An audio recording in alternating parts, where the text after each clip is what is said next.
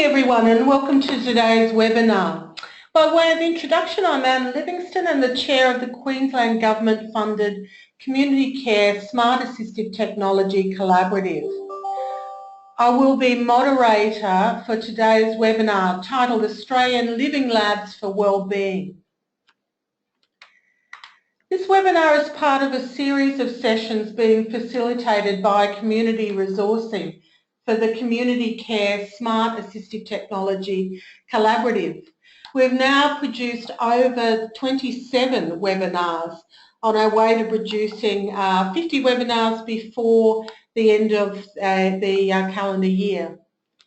These webinars have been designed from feedback and requests we have received from the collaborative, and our webinars are bringing together local, national and international perspectives in research and development, as well as focusing on the deployment of smart assistive technology in the community care sector specifically.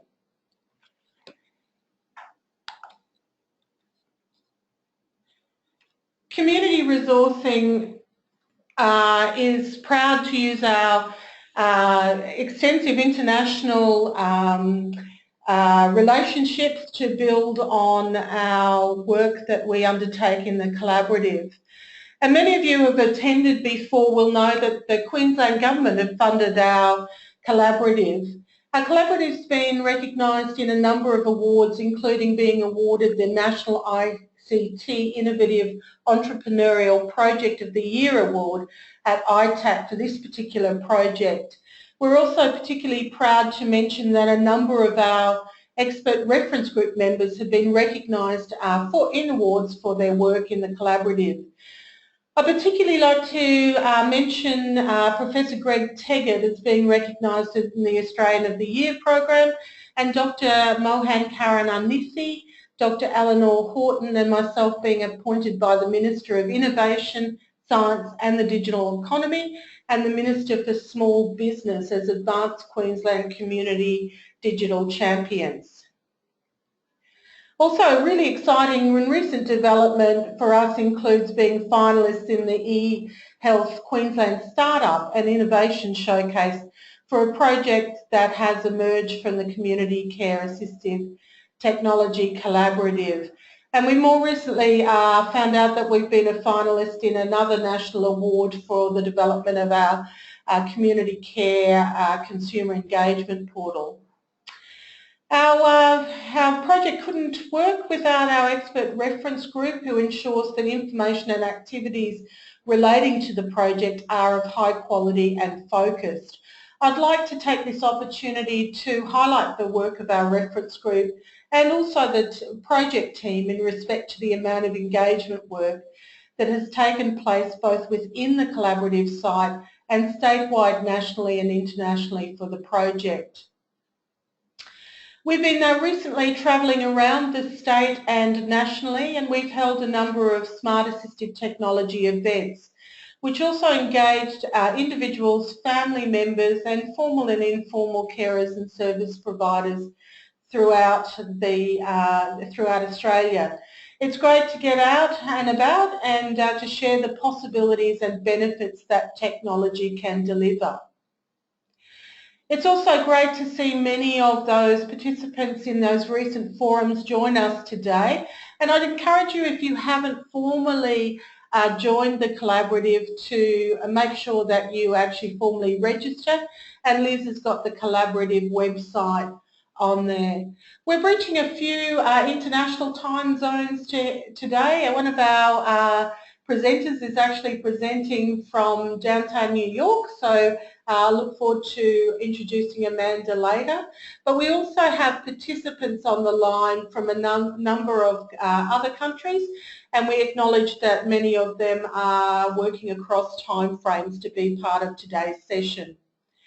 For those of you who have attended previous sessions will know that Community Resourcing has been funded by the Queensland Government to bring together an online platform for community care service providers who are interested in collaborating on issues and practices related to the adoption of smart assistive technology. We're talking about the adoption of smart assistive technology across all elements of community care service delivery, including operational and direct client services. Our project has to date achieved extensive national and international geographical reach, and we're proud to say that that's growing daily. As many are aware, we're in the final stages of revamping our platform, as well as putting together a consumer portal that individuals can engage with our site. In line with the Living Labs principles, we've employed co-design and collaboration concepts in developing this new area, and we look forward to any feedback that you'd like to give us on these new enhancements.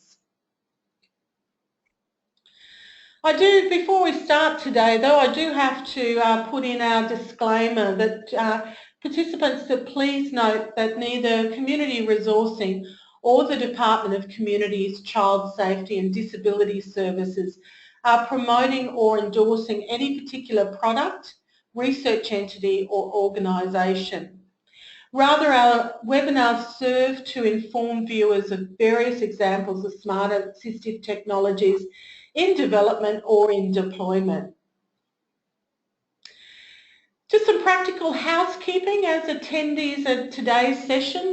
You will know if you've been to other sessions that in the interests of recording we have muted your microphones, but that shouldn't stop you from asking questions, and we'd encourage you to post those questions on the control panel to the right of your screen. Please post them early. We've found in every webinar now we're getting inundated with questions and we're not able to get all the questions that are posted.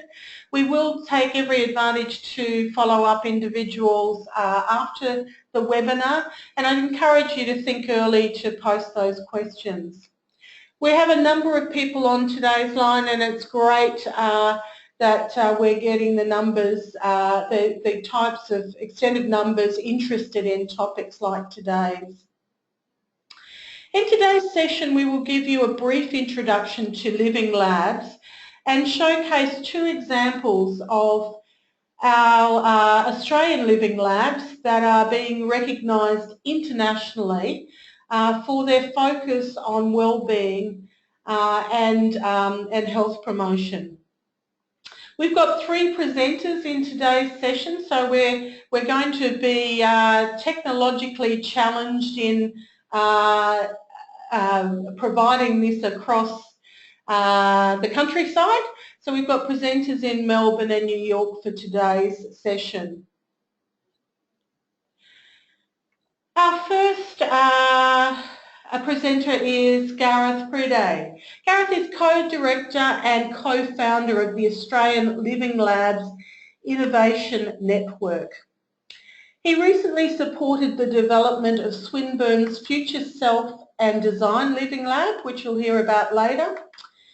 Gareth has led a financial resilience living lab pilot project, and recently I had the privilege of hearing Gareth present at the European Network of Living Labs Summer School in Montreal in Canada a couple of months ago. As a partner in Action Foresight, Gareth has a focus on using the future to help organisations and communities innovate today. He's also co-founder of the Lemonade Traders, which is a startup company that looks at putting relationships first by helping you build the agreements you need when you're starting up a new business. Gareth has a long history, and his first career was in financial services sector for large international banks both in the UK and Australia. Please join me in welcoming Gareth to today's webinar. Welcome, Gareth. Thank you very much. Splendid introduction. Thank you. So hopefully you can see my screen. Perfectly see your screen. Thank you, Gareth. Wonderful. Thank you. So as Anne said, I'm here today representing the Australian Living Labs Innovation Network. And our network aims to promote living labs in Australia, develop the practitioner-based and foster collaboration opportunities between living labs in Europe and the Asia Pacific. There's a longer list that's on our website there that I'd encourage you to take a look at when you get a moment. My job today is to try and give a bit of a potted history of living labs, to give you some background and a bit more about what is a living lab, and then you'll see the flesh on the bones of that from Sonja and Amanda and their practice. So in terms of kind of a bit of a historical concept, so living labs draw threads from a number of different ideas and sort of research ideas, but also other practices. So things like co-design, which emerged as far back as the 1970s in Scandinavia, but also things like action research, and then in terms of business and development practices, things like agile development, which came out around 2001, and lean business modeling ideas, such as the business model canvas. This is by no means an exhaustive list in that period between 2004 and 2008. Again, drawing on things like triple to quadruple helix models, so ideas of interventions between innovations and knowledge development between universities, government and business, and the move to add in users and communities into that as the extra helix. We also see in terms of thinking things like service dominant logic, which emphasizes service ecosystems and co-production of value between users and networks of service providers, and the importance of context. And just as a reminder, around this time, this is when we're starting to talk about Web 2.0, so sort of social web and things like YouTube became the fastest growing website in 2006, and the iPhone was only a year away in 2007. So living labs, where they fit into this timeline? Well, the original concept was developed in 1990 at MIT, and it kind of disappeared a little bit and was reborn in Scandinavia and Europe when the European network was first formed in 2006. And they've grown to shift to have more emphasis on things like co-creation and co-design. And by 2010, the concept was rated in a European review to be one of the ones that had the most potential for user-driven open innovation. It was also considered a demand-side policy setting and has had quite historically strong ties to a lot of the European funding. Moving on to 2016, the network now has 400 members and about 200 active worldwide, of which there are 3 Australian members. As Anne said, I had the privilege of being in Montreal with Amanda and Sonja this year, and we were talking to the president, and she said the thing that's always convincing is if you say to people the world's largest R&D budget is based around living labs, all innovations that are very much living lab-like.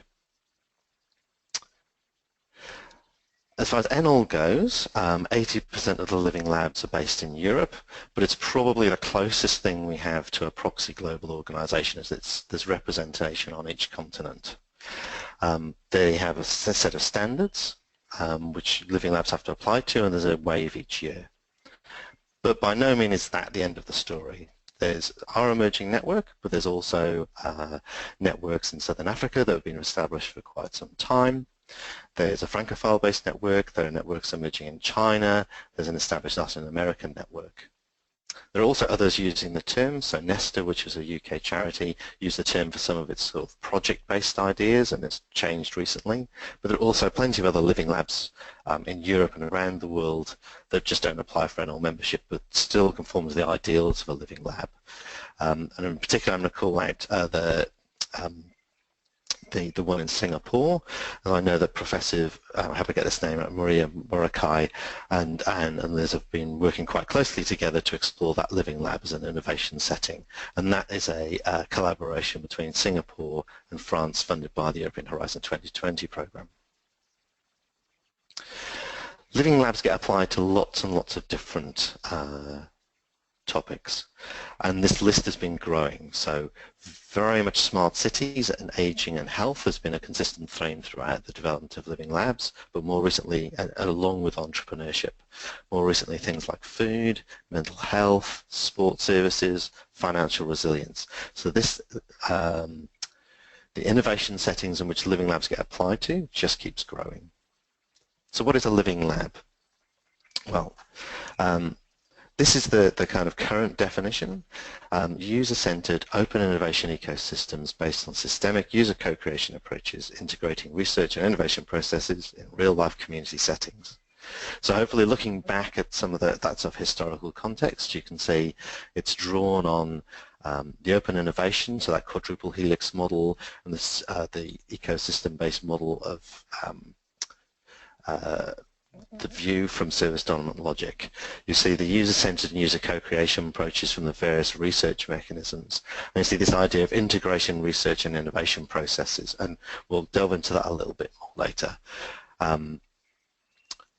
And this emphasis on real-life community settings. So the emphasis is on the living and not the lab.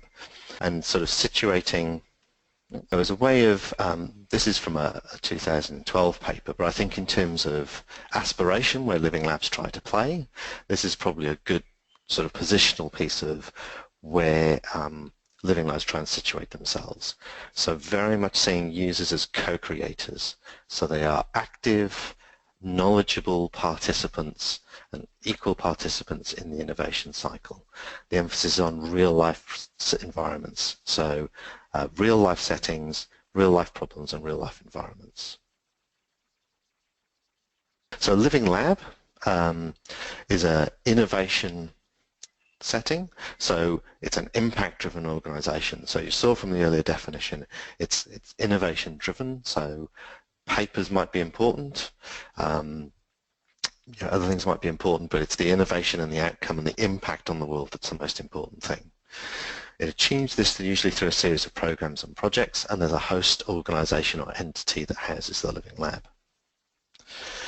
So that organization, and this is again is not an exhaustive list, will manage the real-world context, and that might be it hosts it itself, or it might manage the various partners who host it. Often provides some sort of technical infrastructure, particularly when you're dealing with new and leading technologies. So it'll provide that infrastructure, and often that comes from some businesses and the universities. It'll bring together and host the service ecosystem. So again, there's usually a number of partners who are in the living lab who are there for the long term, but equally on certain projects, depending on if there are user needs arise where there are extra competencies needed, other partners will come in. So it's an open innovation ecosystem, so you expect partners to come in and out.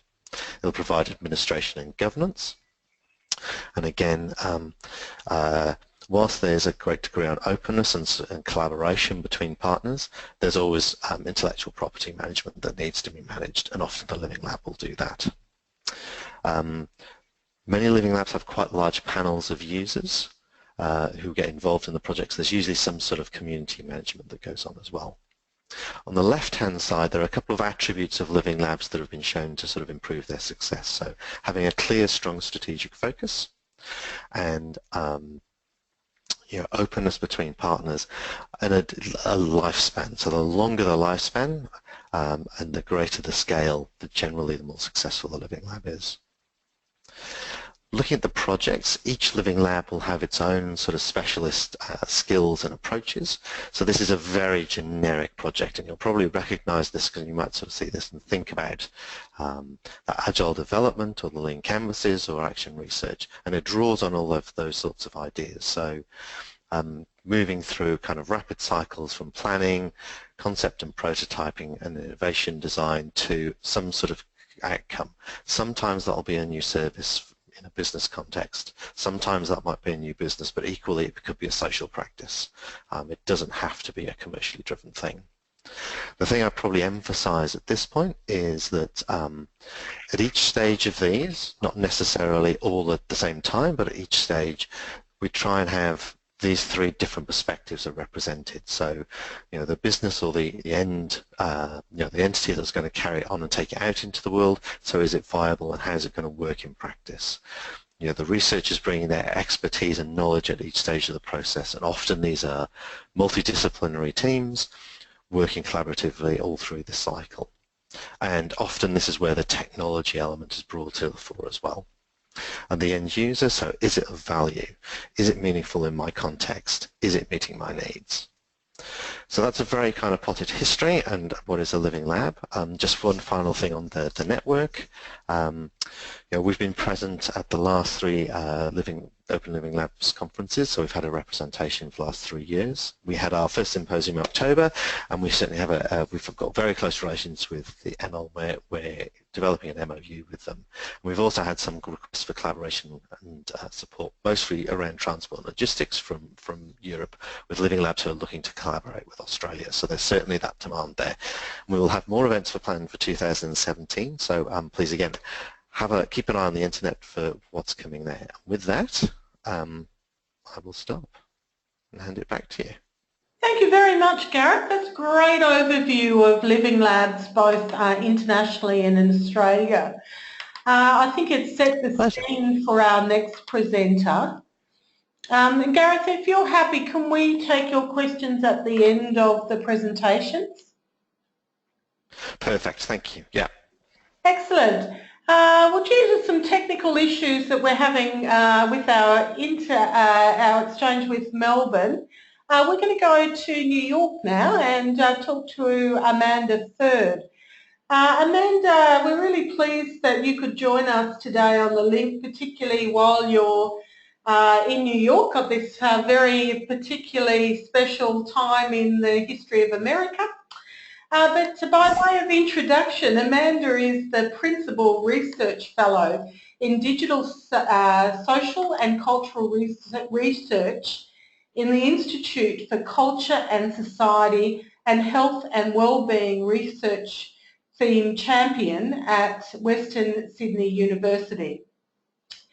Amanda has over 10 years' experience in leading large-scale interdisciplinary and cross-sector research projects focused on technology and wellbeing, culminating in her role as research program leader in the Young and Well Cooperative Research Centre from 2011.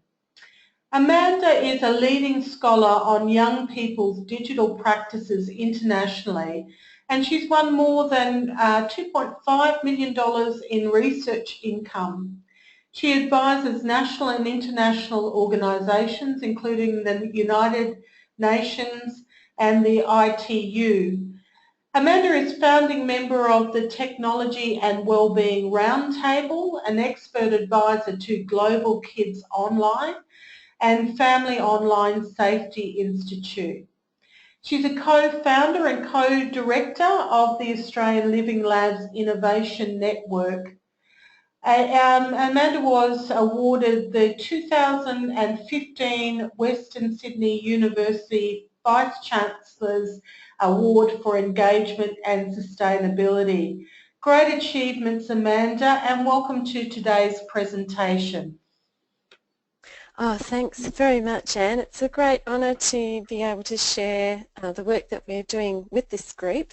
I'm going to talk to you today about the Wellbeing and Resilience Living Lab, which is an entity that is being spearheaded by Western Sydney University.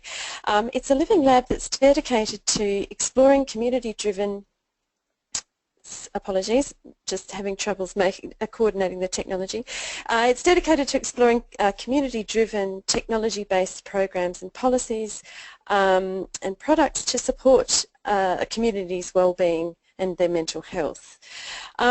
So really we are trying to embody the key principles that Gareth has just talked about, namely a focus on end-user innovation, ensuring that research and design are integrated processes, and also trying to think about innovative ways to use technology to enhance our work and the lives of the people we aim to serve. So our lab is located in Western Sydney. In fact, it's in Parramatta, which is one of Australia's fastest growing and most multicultural regions. It's also home to a very diverse population where the average income sits well below the median Australian income. It's a place where as you can see from this rather garish image, a rapid process of urban renewal is underway. So there's been a lot of very large-scale investment in infrastructure in the area, and the coloured buildings that you can see are is basically the urban development impact that will occur over the next sort of 10 to 15 years. Alongside this process of urban renewal, there's also unprecedented population growth, but a very static job market. There's going to be a sort of 30% population increase over the next 20 years, but that's also going to mean a 50,000 job deficit in the area. And these factors combined are really leading to very high levels of uncertainty, and they have major repercussions for community members' participation in the local economy, but also importantly from our perspective for their mental health and well-being.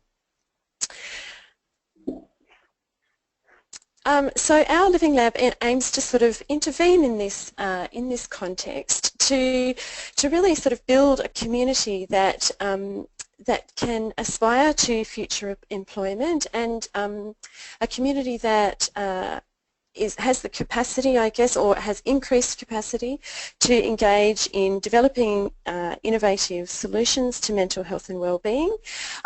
So in the first instance, what we're aiming to do is to create that R&D infrastructure, which entails a sort of social innovation space where we can test, tailor and invent new technologies and products and services in real-world settings. So secondly, our second aim is to incubate, prototype and scale those innovations, and our focus here is really around innovations that, that build capacities, particularly around digital technology, but also capacities around social entrepreneurship and ultimately support the well-being of the community. We're working intergenerationally, so we are focused simultaneously on children and young people, but also thinking about working adults, parents and seniors. Our third objective is to foster new community, social and commercial enterprises. So our idea is that by implementing the Living Lab in this kind of setting, that this can indeed seed new commercial enterprises, and it can also result in new forms of public policy and industry solutions to community well-being. But we also, as a university who are very invested in this, we're very interested in generating a rich data bank that can inform flexible iterative R&D and policy, and promote the imperative that design embeds diversity at the heart. Of course, Western Sydney is a very diverse community. This diversity is often not fully appreciated for the value that it can offer an innovation process. But as much of the research around innovation shows, if we can effectively harness diversity, our capacity to innovate really increases. And then last of all, we want to commercialise and scale this model, focusing on the cultivation of digital capacities, social entrepreneurship and well-being around the world. Very quickly, this is an image of the way that, there we are, the way that we envisage the Living Lab operating. So our community sits right at the heart of our Living Lab. And that community comprises people from across generations, but also community organisations, services and networks, education, employment, health and technology professionals, as well as policy and decision makers. There are a series of different components to our Living Lab. So in the first instance, as you can see up here on the top left, there's a physical research lab, which is a space where people come in and work together to solve particular wellbeing challenges. We also have a mobile research lab, which is intended to go out to parts of the community that find it difficult to come into the physical lab. And importantly, our work is supported by a virtual lab. This is both a data repository and a space where the community can access data sets and manipulate them, but also, I guess, a place where we can conduct additional forms of research and crowdsource the agenda for the Living Lab, as well as to promote uptake of the products and services that come out of it. Okay, so very quickly, I want to just run you through a couple of quick case examples to just sort of demonstrate the kinds of impacts we're hoping to create. I should make it clear that we are just in our, in an embryonic phase. We are very new. We have just launched the lab on the 1st of July, so we're still, it's baby steps at this point in time, but this is the vision of how things will unfold. So a quick example is the service provider who wants to create a new or to scale and translate an existing product or intervention. The service provider comes in, participates in the Living Lab process. In that space they get to work side by side with a very wide diversity of stakeholders from all parts of the community. This is not a smooth process. It often results in forms of conflict, but that conflict we channel productively into the research and co-design process. So the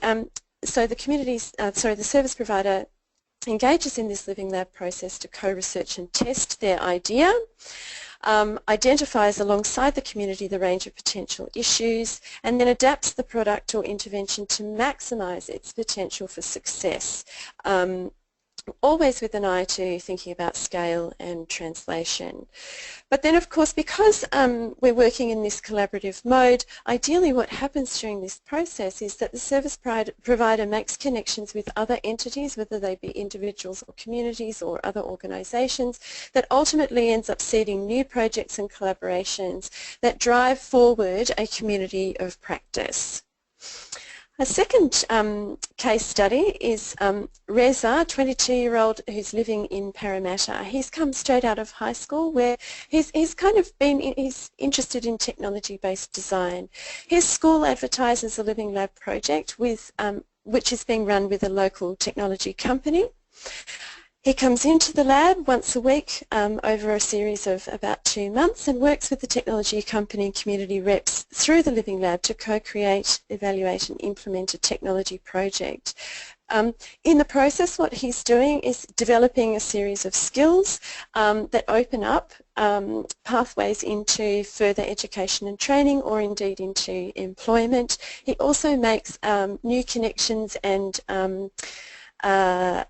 begins to meet people in the industry that he's connected with, providing him with a strong network as he makes that difficult transition from school into working life or further study. So this is just a gesture the ways that we envisage the Living Lab supporting, the kind of capacity building that I gestured towards earlier. So in the process of conducting the Living Lab, we have become more and more interested in how Living Lab participation might foster community members' aspirations, promote a culture of innovation and social entrepreneurship, and strengthen the local economy, particularly for those who are most marginalised in our community.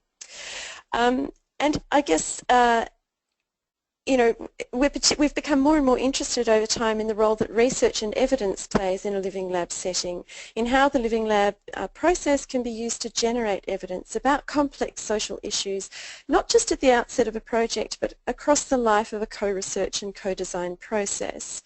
So a driving question for us has become, how can an ongoing process of co-research produce evidence that enhances the uptake of outputs, leads to policy reform, transforms professional practice, and builds the capacity of our lab community to generate and use evidence effectively to inform their work both in the lab and beyond. So working with the idea that the strength of the Living Lab is its ability to integrate research and design, we've been asking what kinds of tools could enable our lab stakeholders to participate in collaborative data gathering and analysis. And in response to that, using participatory design methods, we've developed a set of 4 co-research tools for generating baseline data to inform the Living Lab process, and also to generate data that can assist in tracking the impacts of the process for stakeholders. So the 4 tools here are a digital capacities index, an online community consultation platform, a digital emotional mapping platform, and a youth engaged policy making framework. So the first one, the Digital Capacities Index, is really one that we've developed because when it comes to understanding how the general population uses technology, often research and evidence focuses on very specific capabilities. So whether people can keep themselves safe online, whether they can be resilient, whether they have technical knowledge and these sorts of things. So rather than focusing in on digital inclusion or digital literacy or other isolated indicators of digital life, what we've done is develop a holistic digital capacities index that assesses both individual and community capacities to leverage digital technologies for positive social change. The index enables points of comparability between different communities across local, national and regional scales, but it's also underpinned by a user-centred participatory process of generating a series of tailored indicators that can best capture a particular community's digital needs. So you can see here from this very small diagram that we divide digital capacities into 4 domains: the social, the political, the economic and the environmental. And it's those 4 domains that enable us to have comparability between communities or across different moments in time. And then under that sits this set of 28 indicators that are generated by the community that's being assessed. So it's a sort of, it's a mechanism that is supposed to design it's supposed to enable a measure that really expresses the community's needs and understandings of where they're at. Secondly, we've developed an online community consultation platform, and this is designed to engage communities in ongoing conversations about the issues that they face. We are currently using this platform as one mechanism for engaging our community in setting the agenda for our living lab. Basically, end user, government, community, research and private enterprise stakeholders can collaboratively explore issues, exchange ideas and generate qualitative and visual data. This example is the one on the screen, is rewrites, where we've been asking young people about their experiences of their rights in the digital age and setting an agenda around that one. But of course this is white labelled or can be white labelled and applied to any kind of issue we might want to explore. The third tool is a digital emotional mapping platform, and this is in response to the fact that we know from the research that time and place profoundly impact our experience of well-being.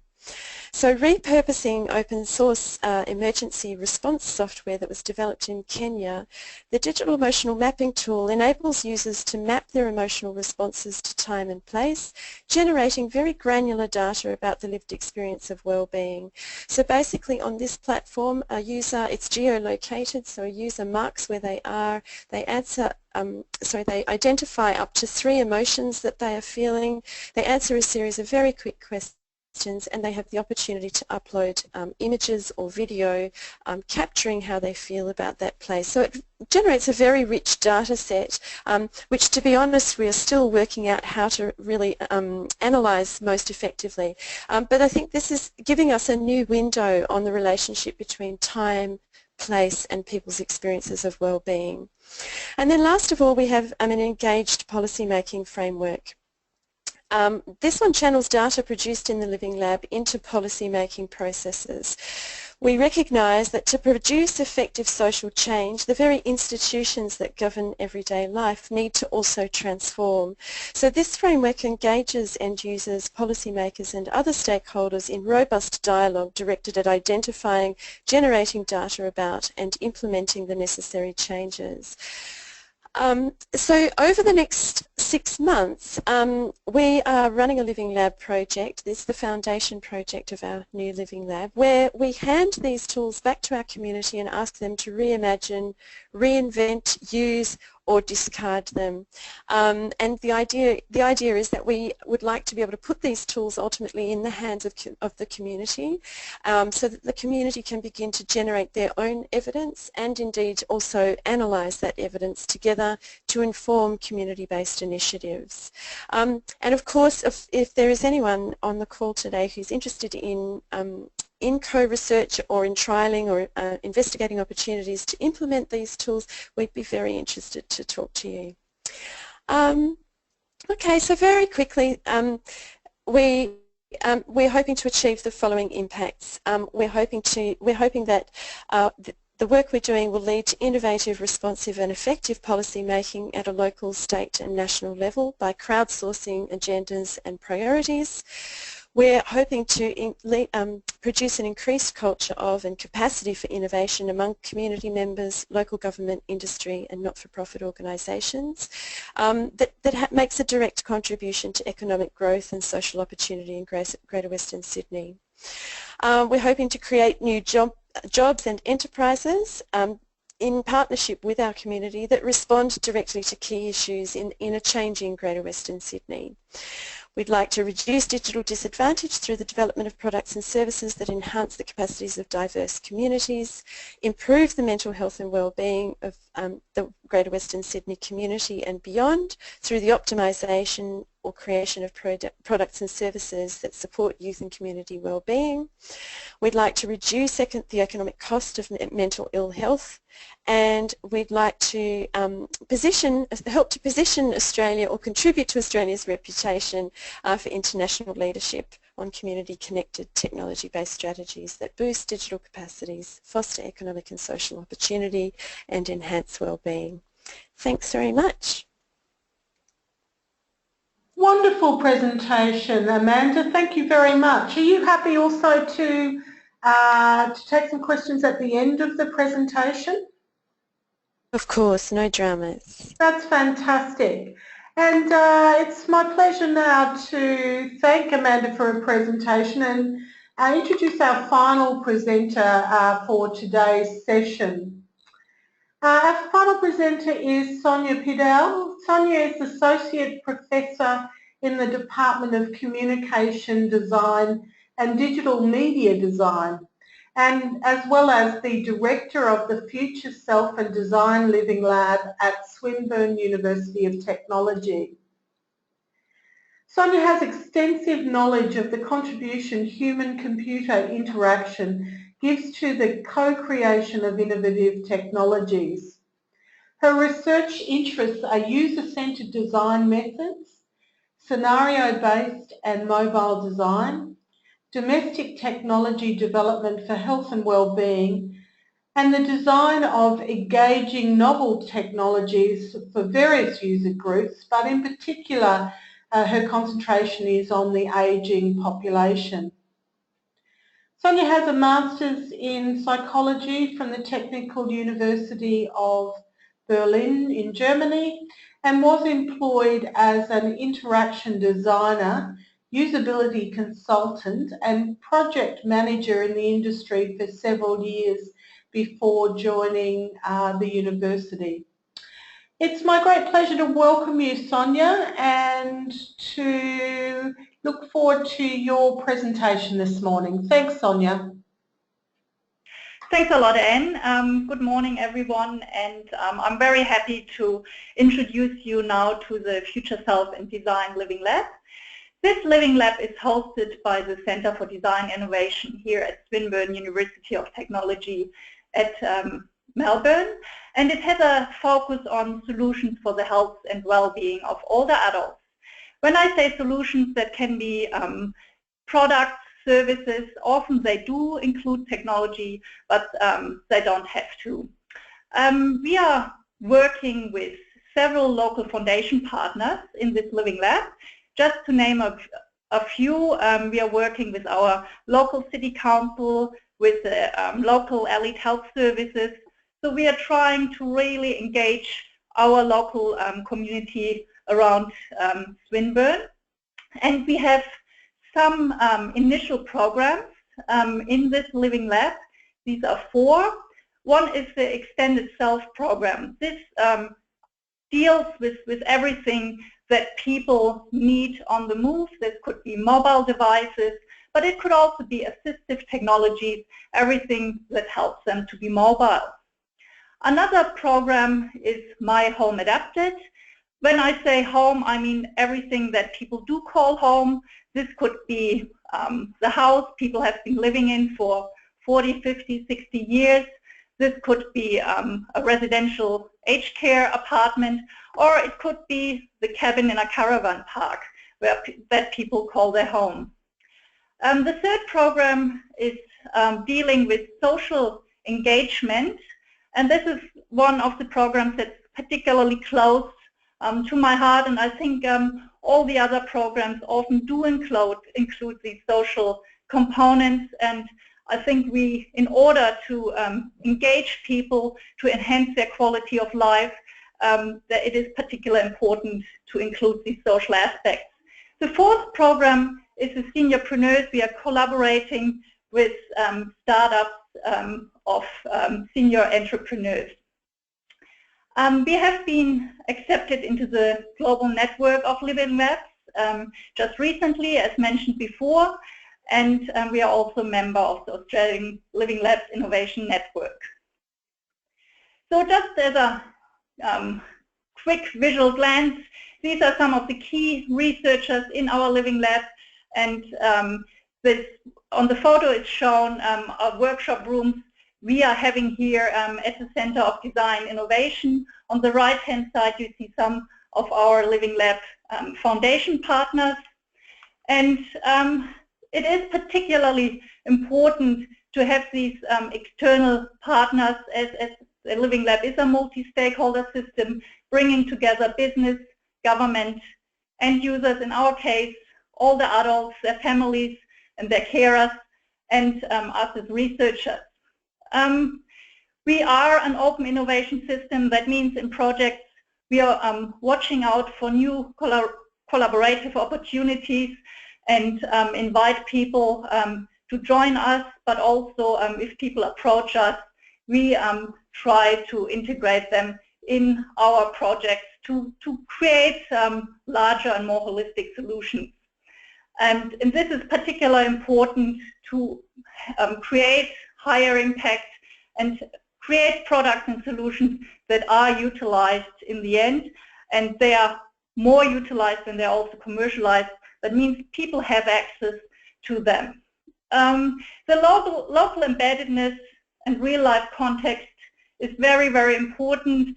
So we are working with aged care centers, we are working with people in all the others in their homes, we work in community spaces, residential villages. So it is working with real users in their real context. And one important aspect is our methodology. We call this a emotion-led design. This is a so-called motivational goal model.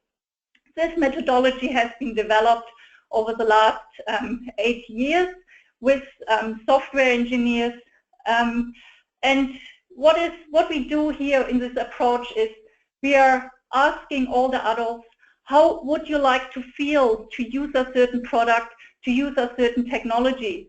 And we let our design and development be guided by these key emotions. And this particular example deals with development of a novel, innovative well-being check, an emergency alarm system.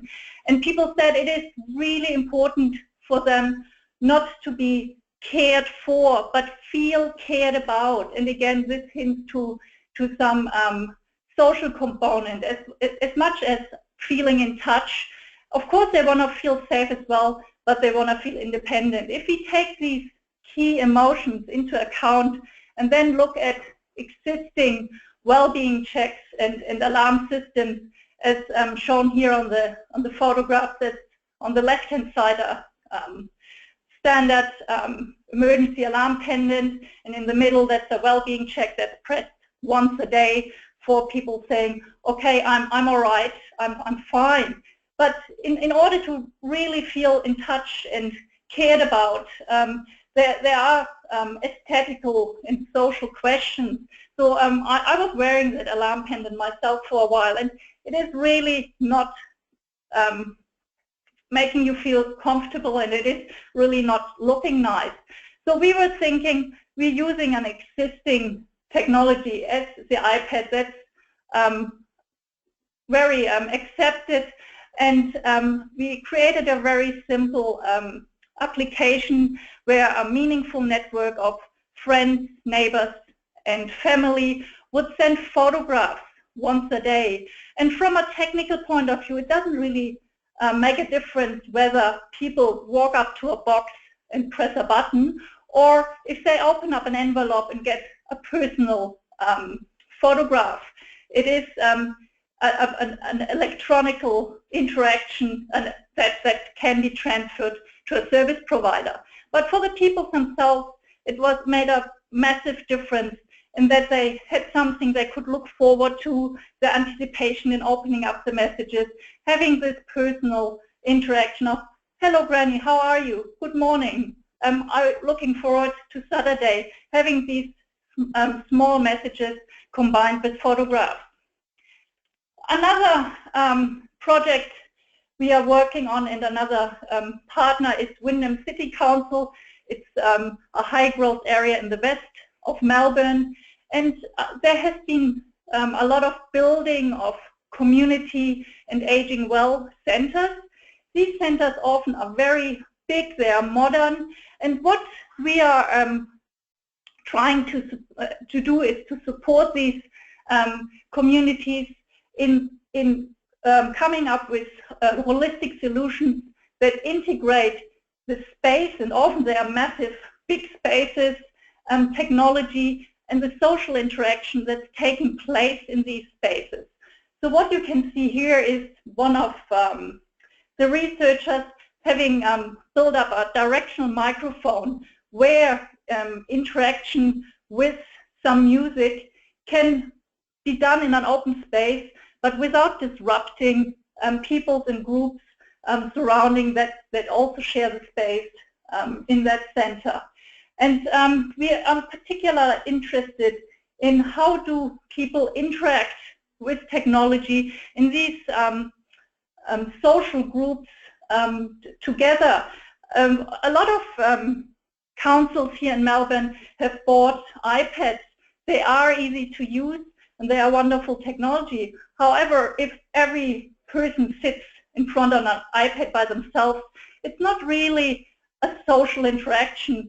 So we are looking in how can we engage several people at a time in using iPads, in using the iPads as controllers, integrating them to bigger screens, or have at least two people together.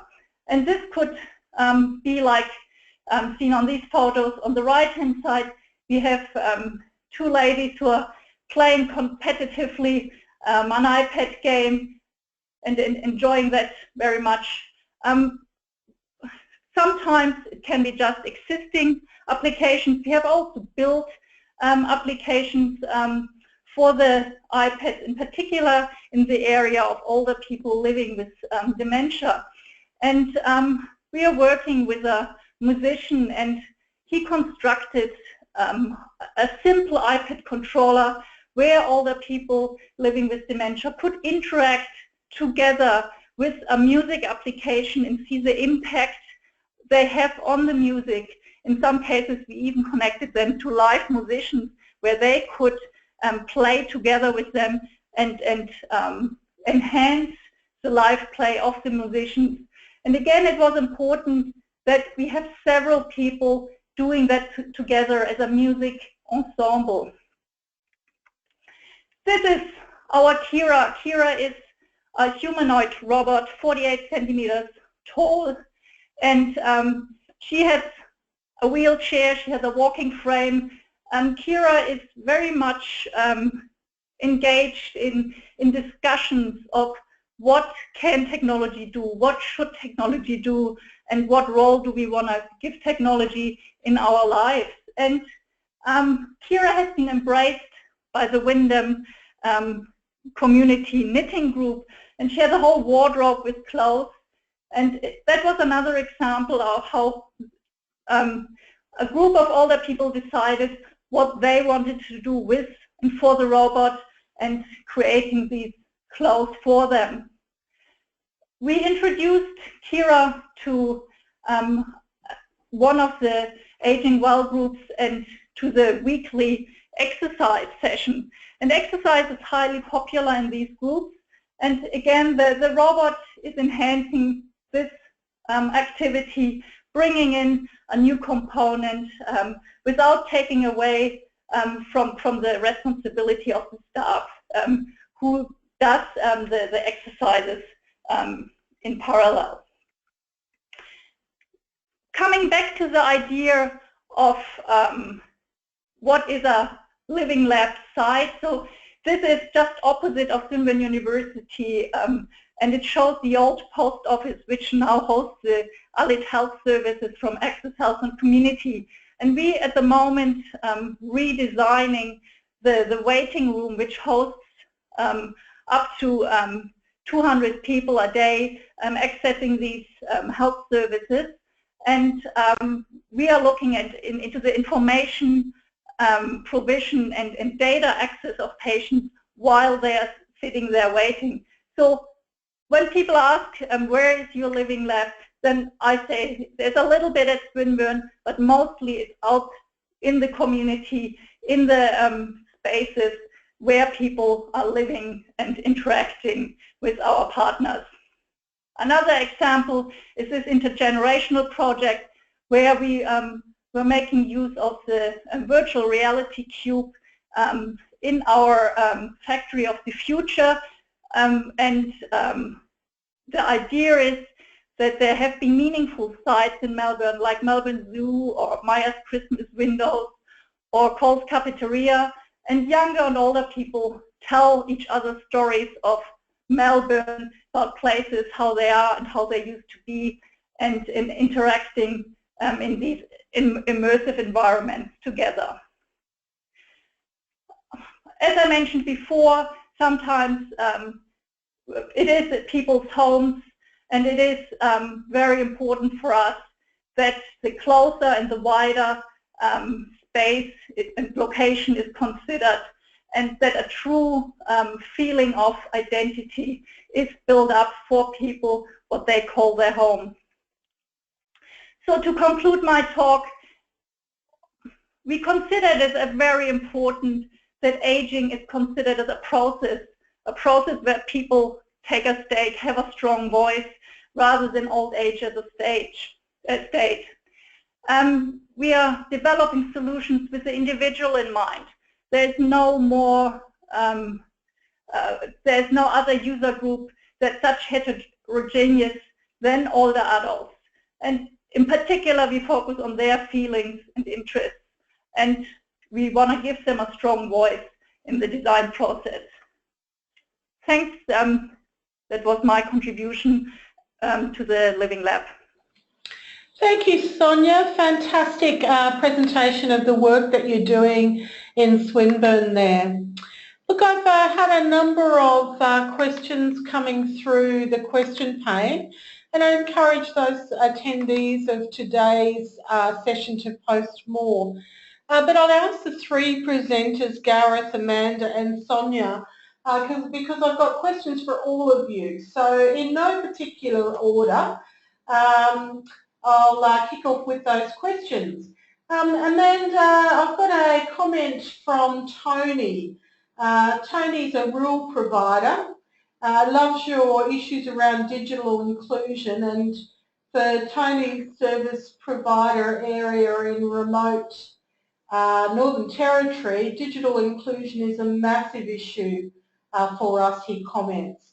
But with no connectivity, there's no inclusion. Any comments from you, Amanda, on influencing the political agendas around there?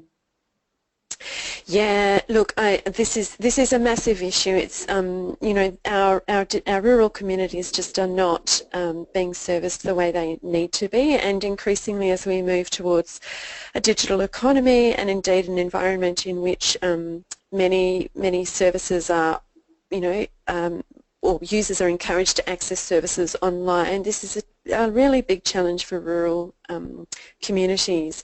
At the same time, though, I think there's an enormous opportunity there for us to think about service delivery that can more effectively reach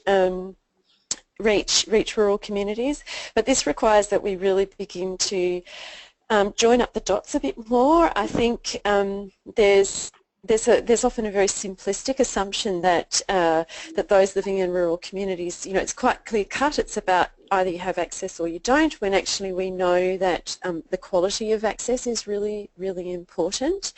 And I guess really the kinds of tools that we have been trying to develop are really designed to open up a much more complex picture of what's going on for those kinds of communities.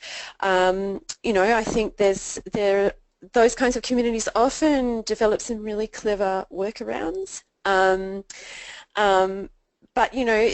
But at the same time, we really do need some policy change. So I guess my response would be that we need to be generating evidence that can change the ways that people are hearing the voices of those in rural and regional communities, and we need to tap those voices directly into policy discussions. And a really wonderful feature, I guess, of the Living Lab is that because you're engaging across a multiplicity of stakeholders, of course you're embedding those policymakers in your research and design processes, which ideally creates exactly the right kind of positioning for new ideas and approaches to have stronger uptake. So yeah, a really important issue, and to my mind one that the Living Lab can really contribute towards solving. Thanks, Amanda. I've got a question here for Gareth. Gareth, I've got Norm from Victoria actually asking a question around the difference between Living Labs and other types of research spaces like social labs, and in particular incubators and accelerator programs. Gareth, would you be able to give Norm some updates on how you see that they're different? Sure. Thank you, Norm, for the question. So briefly, and I just want to preface this by I think all these things are doing good stuff, so this is not a good or bad, it's just a difference in emphasis on some things. So social labs, Norm, you might have come across through Rios Partners as their initiative. So they have a great community initiative and they do lots of good community work. Where the kind of difference is I think in the longevity in part of the social labs. So living labs tend to have in general a longer lifespan, and they also bring the research focus more to the fore. Similarly with incubators and accelerators, you don't necessarily have to have a strategic theme or focus. Again, you might get advice from people who've been through the process before and industry partners and so on, but that ability to really focus on real-life contexts and give users a strong voice all the way through isn't necessarily there. And again, that research component isn't necessarily a feature of incubators. That said, iMinds runs a Living Lab where they've actually kind of backfilled some elements of their Living Lab to make it also an incubator, and they came second in a ranking of incubators in Europe this year. So there can be overlaps between them, but I think hopefully you've seen from listening to Amanda and Sonja, the value of having that real life context, that strong user voice and that strong research voice in that mix, and how that makes a difference to the adoption of the final outcome, not only in that community, but its ability, if you look at some of those solutions and the intention of those solutions, to take it out to a broader context and really take out and commercialize those things, become commercializable or practice-based that can be taken out much more easily. hopefully that's a brief answer, but hopefully that answers your question. Thanks, Gareth. That's a great response. Thank you very much. Sonja, I've got a question for you from Jenny. Jenny's a local provider up here in Queensland, and she says we've been through a lot of technology trials within our service provision, and 99% of the technology hasn't worked.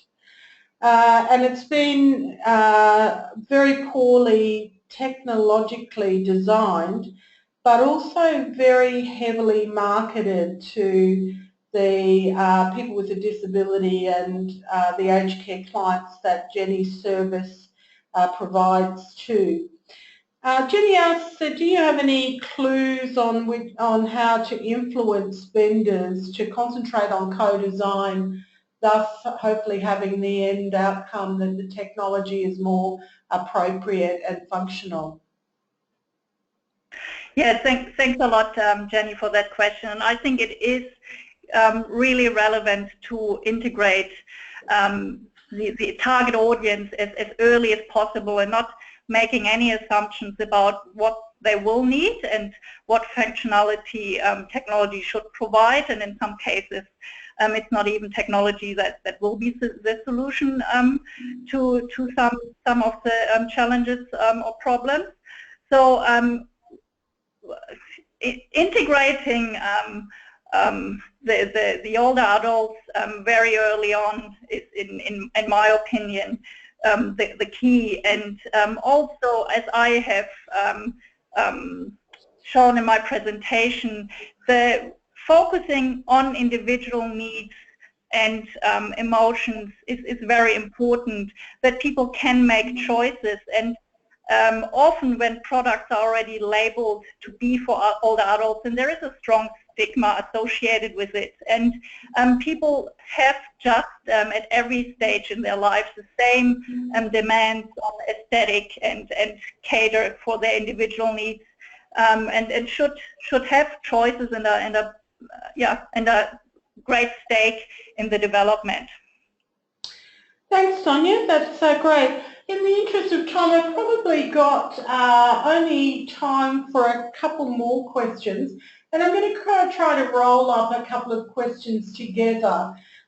So apologies to those people that we haven't been able to get to your questions today. But I've got a question of Amanda. Amanda, I've got a question here from a provider in regional Queensland who loves your toolbox and would like to know a little bit about how you're going to expand on the next 6 months in rolling out that toolbox. So if you could make a comment on that. But she also wants to know how easy it is to adapt the tools that you have to generate evidence about other issues or contexts, particularly, I guess, as community care providers, which is the focus of the collaborative. Amanda, would you like to comment on that? Yeah, thanks, Anne, and thanks for that question.